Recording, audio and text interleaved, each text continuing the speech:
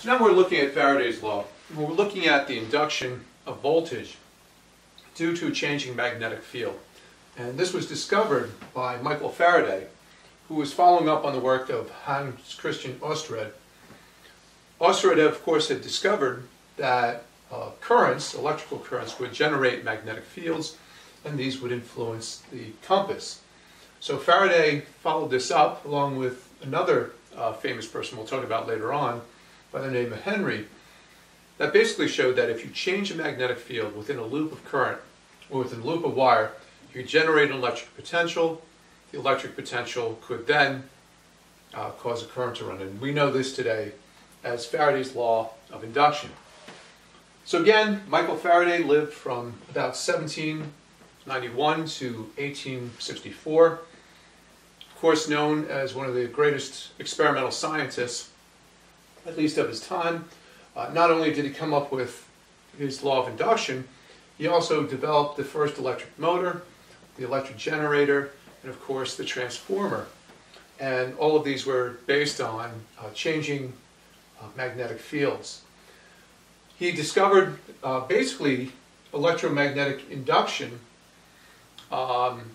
using this experiment we'll show in just a little bit, but he also used electricity to separate water into its elementary components, and that is hydrogen and oxygen. So he discovered electrolysis.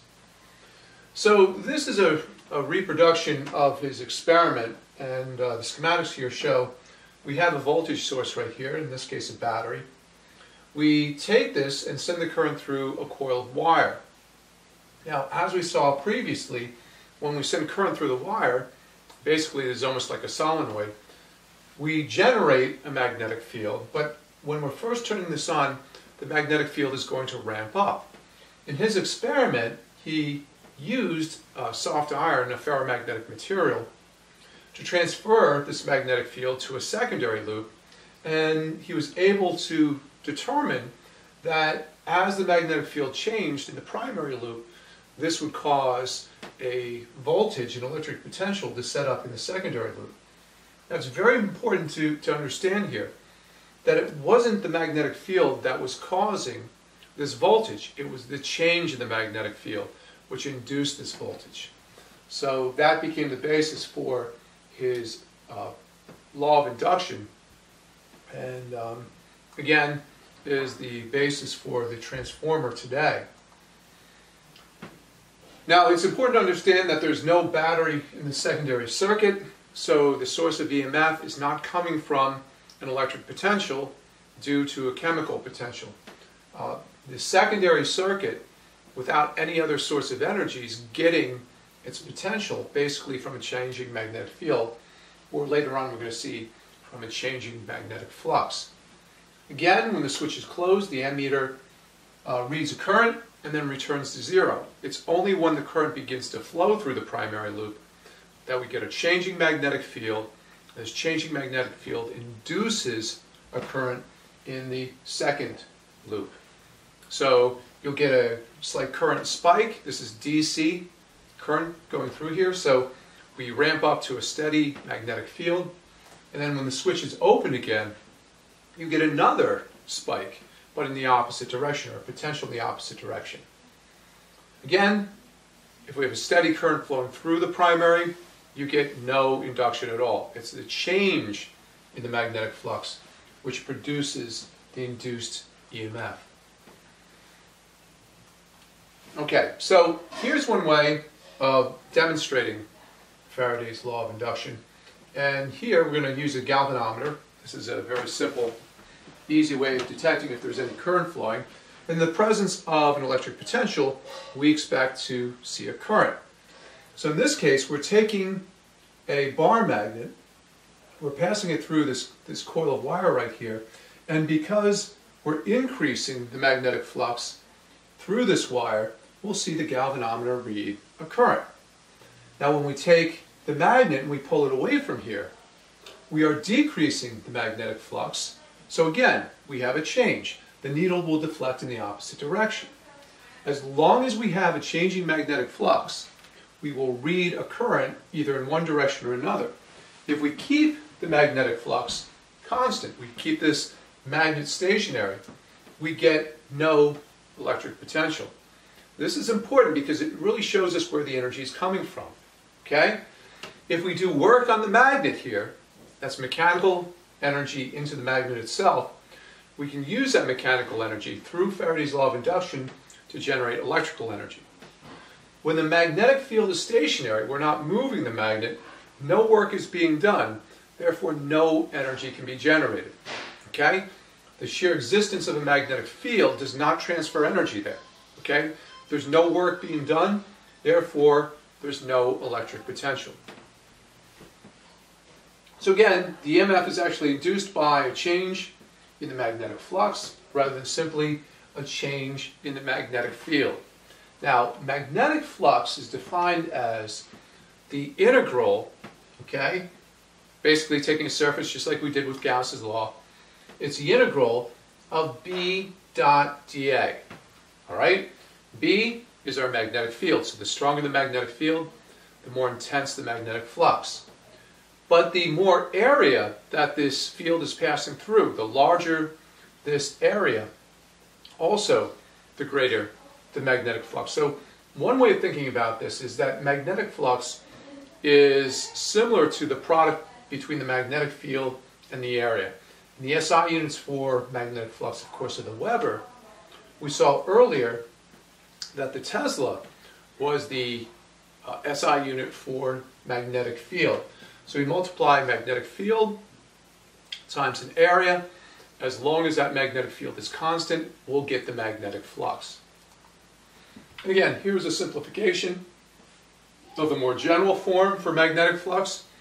Here we're now seeing we have B times A, the magnetic field times the area, times the cosine theta. Remember, this is a dot product. If we look at this, this is a dot product.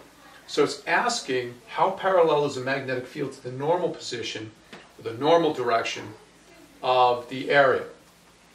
So again, if we have our area completely perpendicular to the direction that the magnetic field is passing through, we've maximized our magnetic flux. However, instead of having it perpendicular to the field, or have the field in the same direction as the normal direction, if we rotate it 90 degrees, the magnetic field will be zero. So if you're perpendicular to the field, magnetic flux is easy to calculate. B times A. If it is parallel to the field, or I should say the normal direction is perpendicular to this, we get a magnetic flux of zero. So again, we can visualize the magnetic flux just like we could with the electric flux. We can think of it as we have this path that goes around it, or this area that intersects with these magnetic field lines. The more magnetic field lines that we can encompass within the surface, the greater the magnetic flux.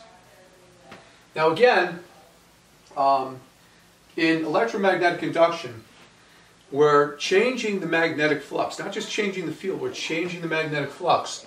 So when we put the north pole closer to the loop, we're getting more field lines through there, and by Faraday's law of induction, we would expect that we would get a current. If we keep it stationary, then whatever field lines are going through there remains constant. When we pull it away, fewer and fewer field lines are intersecting with that loop, and as that happens, we would also expect to get some EMF.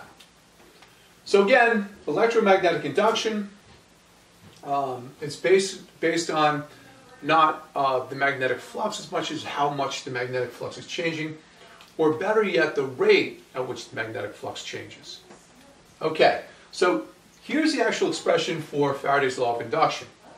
It says that the EMF is equal to negative N represents the number of loops. Obviously, if you have more loops, you can obtain a larger EMF, because each individual loop will have its own potential. The negative indicates that when we calculate the direction of the EMF, it's opposite to the direction if we're using the right-hand rule. We'll see this later on when we talk about Lenz's law. But again, the negative sign is just to indicate direction right here. Here's the important part. Magnetic flux, phi m, is now in a derivative, d phi dt, which means, again, not so important how strong the magnetic field is, it's how quickly the magnetic field and flux are changing. Okay? That's Faraday's law. All right? Now again, for the simplest calculations, we can calculate the magnetic flux instead of integrating. As long as the magnetic field is constant, or area is constant, we can pretty much just use this BA cosine for Faraday's law. One nice application for Faraday's law, besides a lot of other applications we'll see with the generator and the transformer later on, is a ground fault interrupter. We introduced this earlier on when we were talking about household current, but we didn't say very much about how it actually worked. The ground fault interrupter basically looks at the hot wire and the neutral and makes sure that the two are equal and opposite. Well, understanding Faraday's law of induction, we have the hot wire carrying out the current, we have the neutral wire returning it. When both of these are balanced, when we've got the same amount of current going out as going back, the magnetic flux from the first wire will be equal and opposite to the magnetic flux from the second wire. You won't get any induction in this loop right here. However, if suddenly some of the current strayed, which means you'd have more current going out from the hot wire than coming back with the neutral wire, that would induce, by Faraday's law, an EMF. This would be connected to a small transistor. This would amplify the signal and cut off the current. So the breaker would, basically reset. It wouldn't reset, it would actually trip, I should say. And you'd have to reset it to get it going again. So again, it's very sensitive. It can detect very, very small amounts of current disparities.